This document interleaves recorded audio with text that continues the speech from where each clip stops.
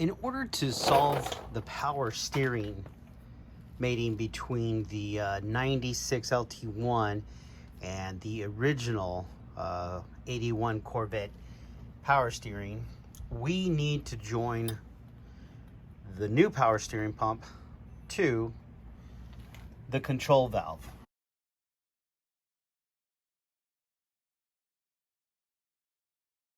This is my power steering pump. Now,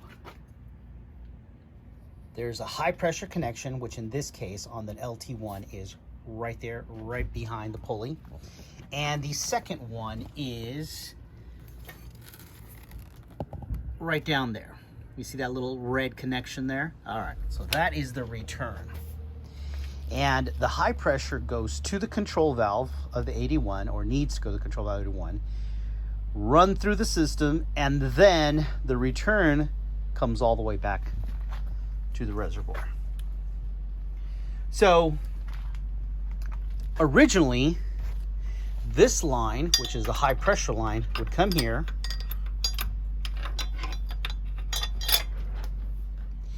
and then move forward towards the power steering. Well, obviously, we would miss it by 1.5 feet if we went in this direction even more.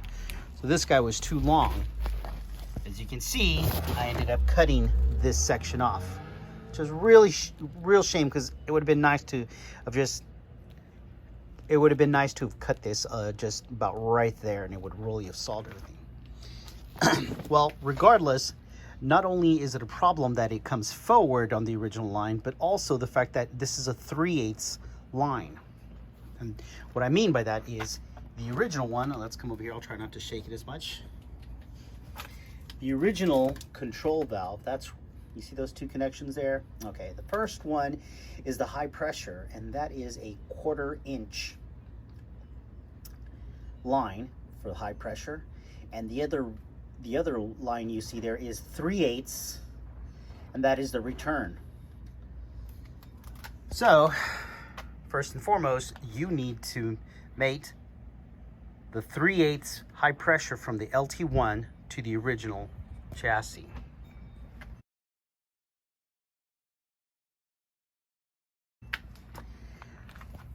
The second part is actually pretty easy, which is the return line, because all you have to do, and it's that bottom line right there, that's the return line. All you have to do is cut it right here, and then flare it, and then just clamp, because the return line doesn't have that much pressure, and just put like a little hose clamp and a high pressure hose all the way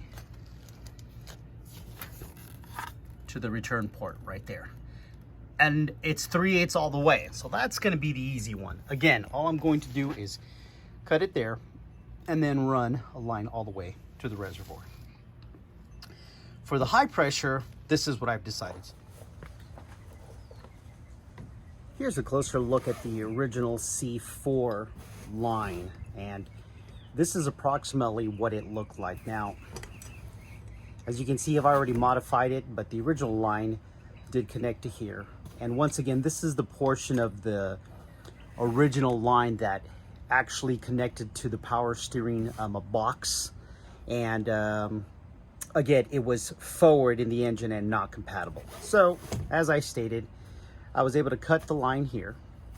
And in order to solve this, on the C3 Corvette, the connections for the power steering are actually 7/16 for the pressure line and 5/8 fitting for the return line.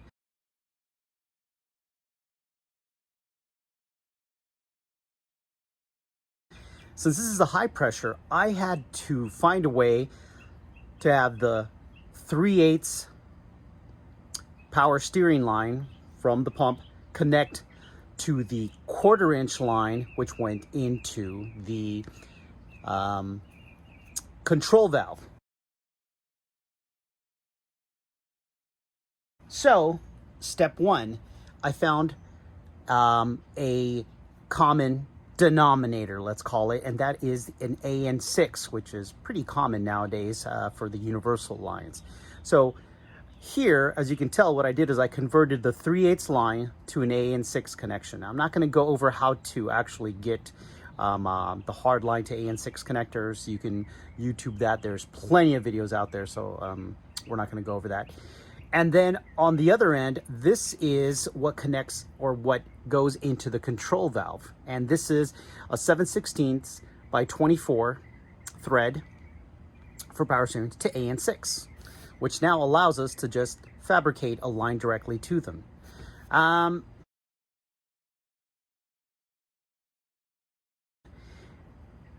There are two different ways to measure the more common threads. So in this case, this is a 7/16, which means if you were to measure the width of this from thread end to thread end, it would measure 7/16.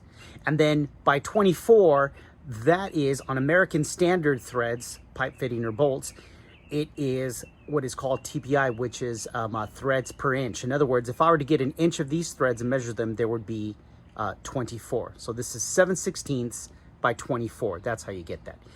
In a metric style, it's actually thread pitch, which is a completely different one. You'll see something like 16 by 1.5 or by 1, and that's different. That is actually measured by the distance between each thread in millimeters. So if it's 1.5, it means there's 1.5 millimeters between the ends of each thread. So anyways, so again, this is, I just wanted to touch on that. Excuse my rambling.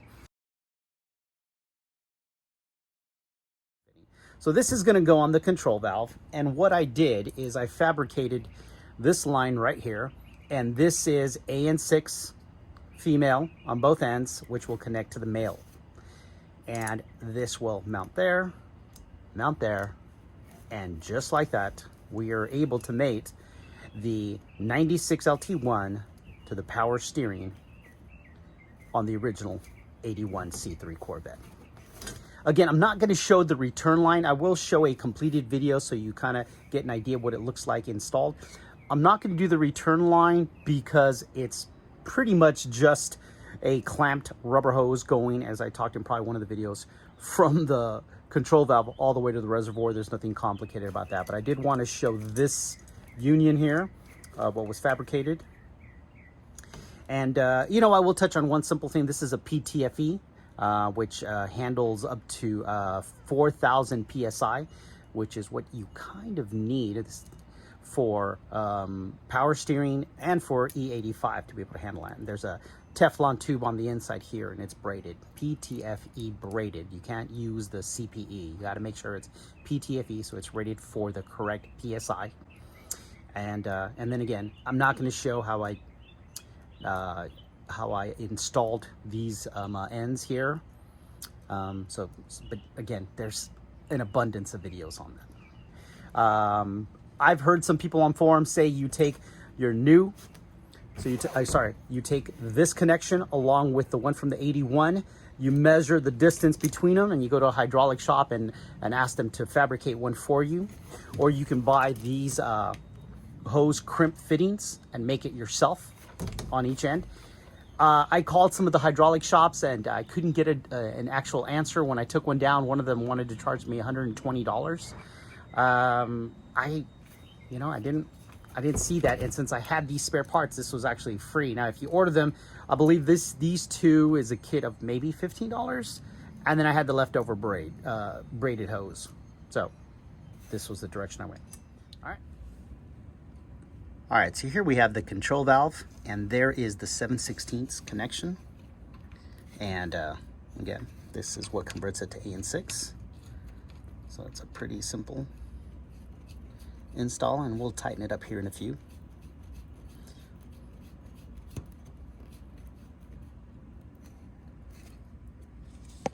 And that's pretty much it. That's what makes it AN6. And there again is the return line, which is just going to be a rubber power steering hose all the way to the reservoir, like I showed in the first video. Oh, you know what, another thing to touch on, when you tighten these, if it's on a C3 control box, What really sucks is, let's see if I can get the distance between them. There you go. You see the distance? Because of that, you can't use the preferred hydraulic or boxed wrenches. Unfortunately, you have to use just your standard one. If you've ever used a brake line specific or hydraulic specific wrench, it wraps around the thread so that you don't strip it.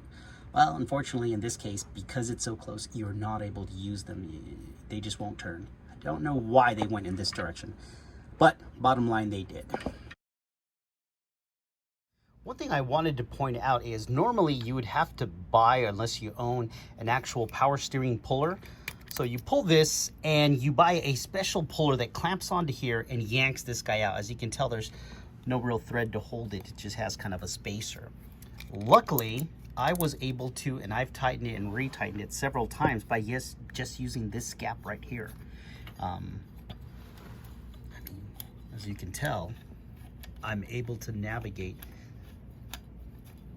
to tighten this, and then all I did was use a standard wrench and just turn this, grab the top part of that fitting, spin it, 1/4 inch turns at a time, but it still works nonetheless. So luckily that worked out for me. But again, if you have it, or if you want to go and rent it from your favorite parts store, I'm sure that'd be very beneficial. All right, so here we go. We want to push that back. Something else that I did, I don't know if I've shown that in the other videos, is I actually shaved off a section of this. When it sits outside where it's supposed to, it runs into this alignment bolt here.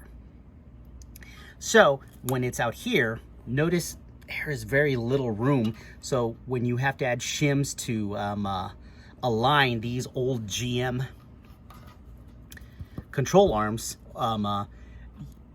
there won't be any room. So I shaved this bolt off just a little bit, but then I also came over here and I shaved off this portion of the actual bracket, I guess, or placement, and I reversed the clamp. See how it's going backwards? And so it actually brings it behind, giving me, I want to place it, that much more room. Doesn't seem like a lot, but when you're in here and you're going to be installing the shims, trust me, that's more than enough room.